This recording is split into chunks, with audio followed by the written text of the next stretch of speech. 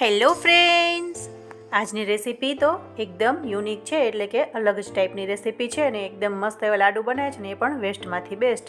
એટલે કે રોટલી ભાખરી વધી હોય એમાંથી જ આપણે લાડુ બનાવ્યા છે. અચાનક આપણને કંઈક મીઠું ખાવાનું મન થાય તો આપણે આ રીતે રેસીપી બનાવી શકીએ છીએ ને ફટાફટ ઇન્સ્ટન્ટ લાડુ બની શકે છે. નહીં દળાવવાની ઝંઝટ, નહીં મુઠિયા બનાવવાની ઝંઝટ, નહીં તળવાની ઝંઝટ.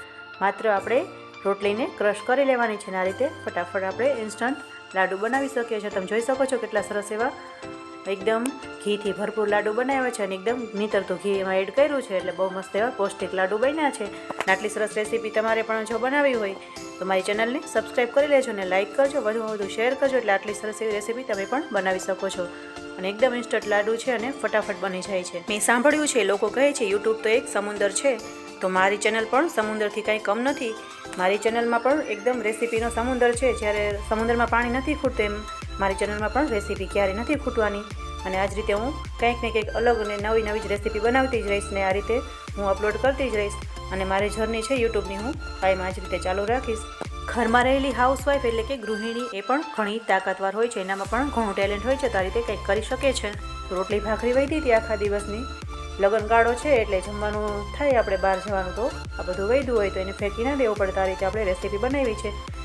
8 રોટલી અને 4 ભાખરીમાંથી 25 જેટલા લાડુ બન્યા છે. તમે જોઈ શકો છો કે આટલી રોટલી છે અને આટલી ભાખરી છે, તો આપણે આ રીતે એને તોડી લેવાની છે.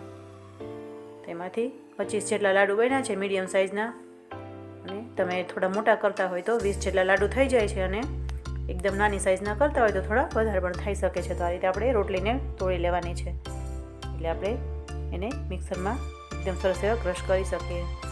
આ રીતે મેં નાનો જાર લીધો છે અને આ રીતે આપણે બધી રોટલીમાં ભરી લેવાની છે. જેટલી સમય એટલી આપણે કરવાની છે. અને હું કોઈ ખોટો ખર્ચ નથી કરતી, જે મારી પાસે હોય છે એમાંથી જ હું કંઈક ને કંઈક બનાવી લઉં છું.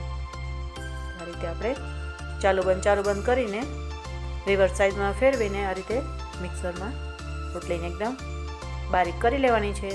આપણે જ્યારે લાડવાનો પાવડર કરતા હોય, લાડવાના મુઠિયા દળીએ એ રીતે કરી લેવાનું છે. અને તમે ધીમું બંધ કરશો ને મિક્સર તો તમારી મોટર ગરમ નહીં થાય, મિક્સર એની આવરદા પણ વધશે. તો આ રીતે મોટું વાસણ લઈ લેવાનું છે, કાથરોટ હોય કે મોટો કોઈ ત્રાસ હોય કે કોઈ બી મોટું વાસણ, તો આપણે એમાં લાડવા વાળતા ફાવે એ રીતનું આપણે મોટું વાસણ લેવાનું છે. તો આ રીતે તમે જોઈ શકો છો કેવો સરસ એવો એકદમ બારીક ભૂકો થઈ ગયો છે. તો આપણે હવે બીજી વાર પણ મિક્સર જારમાં આ રીતે રોટલી ભાખરી ભરી લઈશું. અને ફટાફટ તમે 7 થી 8 મિનિટમાં તો આ લાડુ બનાવી શકો છો. એકદમ રોટલી તમારી પાસે પડી હશે તો ફટાફટ બનાવી શકો છો. આ રીતે આપણે બધી રોટલીને એકદમ દળી લીધી છે, એકદમ ઝીણો એવો પાવડર કરી લીધો છે. એને કોઈ ચાળવાની જરૂર નથી, ચાળ્યા વગર જ સરસ એવું ક્રશ થઈ જાય છે એકદમ. અને હવે આપણે એમાં જાયફળ એડ કરવાના છીએ.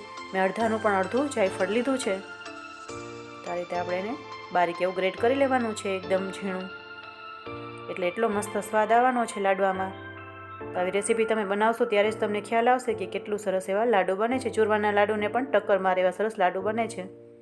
તો આટલા કટકા નાના વધ્યા છે, તો હવે આપણે એમાં ચામાં નાખી દઈશું, ચાના ડબ્બામાં, એટલે ચા પણ સરસ થાય છે. આ રીતે આપણે આ થઈ ગયું છે. અને હવે કાજુ બદામ છે એને પણ મિક્સર જારમાં થોડા એવા ક્રશ કરવાના છે, એટલે બહુ પાવડર પણ ન થાય અને બહુ મોટા પણ ના રહે. અને હવે આપણે ઘી એકદમ ગરમ થઈ ગયું છે સરસ એવું, અને એકદમ આપણે દેશી ગાયના ઘીમાં જ બનાવ્યું છે, એટલે એકદમ શિયાળા સ્પેશિયલ પણ રેસીપી બને છે. અને આપણે એમાં ગોળ એડ કરી દીધો છે. અને આ બધી વસ્તુ મેં કોઈ પણ મેઝરમેન્ટ વગર કરી છે કે આપણે કેટલું જોઈશે એટલો તો આપણને ખ્યાલ આવી જશે કે આપણે રસોઈ કાયમ બનાવતા હોય, એટલે આપણને ખ્યાલ આવી જશે કે આટલી વસ્તુ આમાં જોઈશે. તો એમાં થોડું એવું માખણ એડ કર્યું છે, એ મારું સિક્રેટ છે. અને એનાથી લાડુનો એકદમ બેન્ડિંગ બહુ મસ્ત આવે છે ને ટેસ્ટ પણ બહુ સરસ આવે છે. અને લાડુ બહુ સરસ થાય છે અને સ્વાદ જ કંઈક અલગ આવે છે. એકવાર તમે આ રીતે ટ્રાય કરજો કે ઘી ગરમ થાય એમાં ગોળ એડ કરીને પછી તમે થોડું એવું માખણ એડ કરી જોજો, એટલે બહુ મસ્ત એવો સ્વાદ આવશે. મારો અનુભવ છે, હું કાયમ આ રીતે જ લાડુ બનાવું છું. અને રોટલી ભાખરી ના વધી હોય ને તોય ક્યારેક હું વધારે એક્સ્ટ્રા બનાવીને રાખું છું કે બીજે દિવસે આપણે ફટાફટ ઇન્સ્ટન્ટ લાડુ બનાવી શકીએ.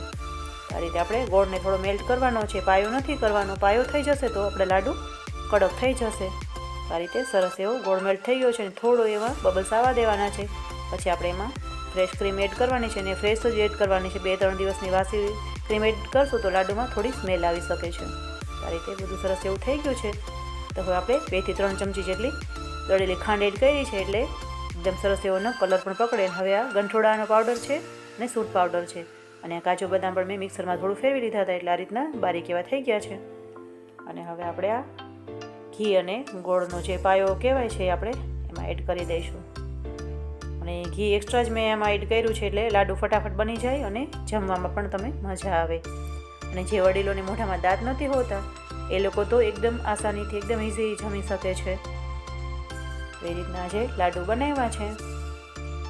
હું તો ઘણીવાર આ રીતે બનાવું છું, પણ હવે મને એમ થયું કે મારે યુટ્યુબમાં પણ આવી રેસીપી અપલોડ કરવી જોઈએ, એટલે જે હું શીખી છું, હું જે કરું છું એ બીજા લોકો પણ શીખી શકે. એના માટે જ મેં આ રેસીપી અપલોડ કરી છે. તમે જોઈ શકો છો એટલું સરસ એવું સ્ટ્રક્ચર છે કે મસ્ત એવું.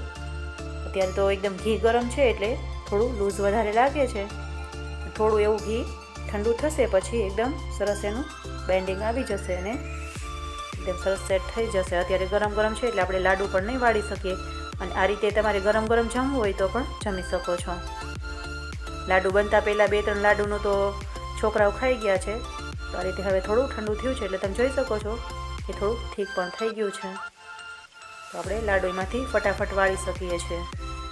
અને ઘી ઓછું હોય તો લાડુ વાળવામાં મજા નહીં આવે ને ભૂકો થઈ જશે.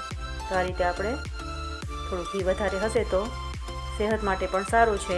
એમને આપણે ઘી ના ખાઈ શકીએ ને આવું કંઈ બનાવ્યું હોય તો આપણે ભરપૂર ઘી ખાઈ શકીએ છીએ. એટલા માટે જ હું આવું કંઈક ને કંઈક બનાવું છું, એટલે એમાં ઘીનો યુઝ થાય ને બધાય ઘી ભરપૂર માત્રામાં જમી શકે. તો આ રીતે આપણે એકદમ ઘીથી ભરપૂર લાડુ બનાવ્યા છે. કહેવાય છે ને એકદમ ઘીમાં લચપચતા લાડુ. તો એટલા સરસ લાડુ બન્યા છે અને એકદમ ફટાફટ વળી જાય છે. મેં 20 મિનિટમાં તો બધા લાડુ ને બધું તૈયાર કરી નાખ્યું હતું. 15 થી 20 મિનિટમાં મારું બધું થઈ ગયું હતું. તો આ રીતે આપણે લાડુ બનાવ્યા છે. તમે જોઈ શકો છો કેટલું ઘી નીતરે છે એમાંથી, અને એકદમ મસ્ત એવા શિયાળા સ્પેશિયલ લાડુ બની ગયા છે. આ રીતના ફટાફટ હું બધા લાડુ વાળી લેવાના છું. તમે જોઈ શકો છો મસ્ત એવા લાડુ વળે છે. મારી ટ્રીકને મારી ટિપ્સને ફોલો કરશો તો તમે પણ આવા જ લાડુ બનાવી શકો છો. એકદમ ઘીથી ભરપૂર એવા લાડુ છે. તો આટલા સરસ એવા આપણા લાડુ બન્યા છે અને તમે પણ ઘરે આ રીતે જ લાડુ બનાવી શકો છો. તમે જોઈ શકો છો મસ્ત એવા ઘીથી ભરપૂર લાડુ બન્યા છે અને એકદમ ડ્રાયફ્રૂટથી ભરપૂર પણ છે. અને જોઈને તમે કહી જ ના શકો કે આપણે રોટલી ભાખરીમાંથી લાડુ બનાવ્યા છે ને એ પણ વેસ્ટમાંથી બેસ્ટ. વધારે રોટલી હોય તો આ રીતે તમારે ખોટી ફેંકી પણ ના દેવી પડે અને તમે એને રીયુઝ પણ કરી શકો છો અને એક નવું સ્વીટ પણ બનાવી શકો છો. અને રોટલીમાંથી તો હું બીજું ઘણું બધું બનાવું છું. અને હા, હજી તો આપણે આગળ ઘણી બધી રેસીપી શેર કરવાની છે. હું ઘણી બધી રેસીપી બનાવવાની છું. તમે જોઈને થાકી જશો એટલી બધી રેસીપી મારી પાસે છે. રેસીપીનો ભંડાર છે, એટલી બધી રેસીપી છે. ત્યારે તમે લાડુ બનાવ્યા છે અને લાડુની રેસીપી સારી લાગે તો કમેન્ટ કરજો કે કેવા બન્યા છે લાડુ. Thank you for watching. જય શ્રી કૃષ્ણ.